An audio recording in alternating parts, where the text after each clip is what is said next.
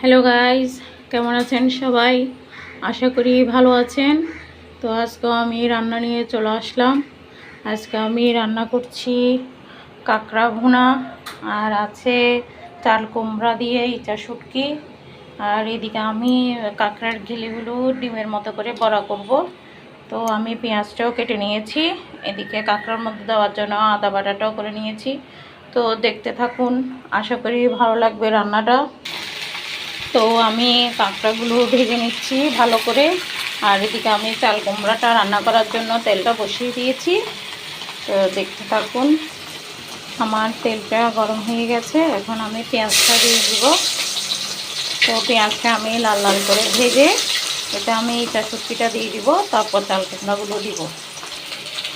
তো দেখুন, আমি ইচা শুটকি দিয়ে ভেজে নিয়েছি, এখন আমি এখানে চাল কুমড়োগুলো দিয়ে দিব।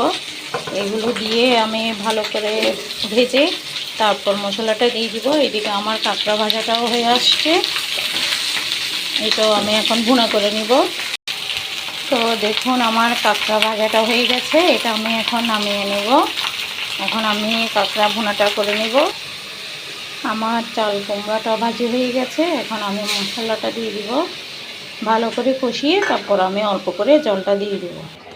তো এদিকে আমি কাঁকড়া বোনার জন্য তেলটা বসিয়ে দিয়েছি, এখন আমি এখানে পেঁয়াজটা দিয়ে দেব, তারপর মশলাটা দিয়ে ভালো করে কষিয়ে নেব। তো এদিকে আমার চাল কুমড়াটা কষানো হয়ে গেছে, এখন আমি এখানে জলটা দিয়ে দিব, আর এদিকে কাঁকড়া ভুনাটা হয়ে আসছে, এদিকে আমি কাঁকড়াগুলো দিয়ে দিব। তো আমি কাঁকড়া তো জলটা দিয়ে দিয়েছি, জল বেশি দিই নাই, ভুনা করব সেজন্য। তো দেখতে থাকুন। তো আপনাদেরকে বলেছিলাম আমি ঘিলিগুলো ডিমের মতো করে বড়া করব।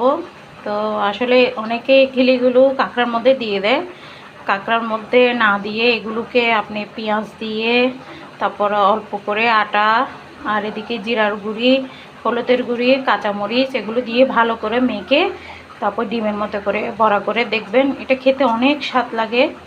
তো দেখুন আমি কিভাবে করি।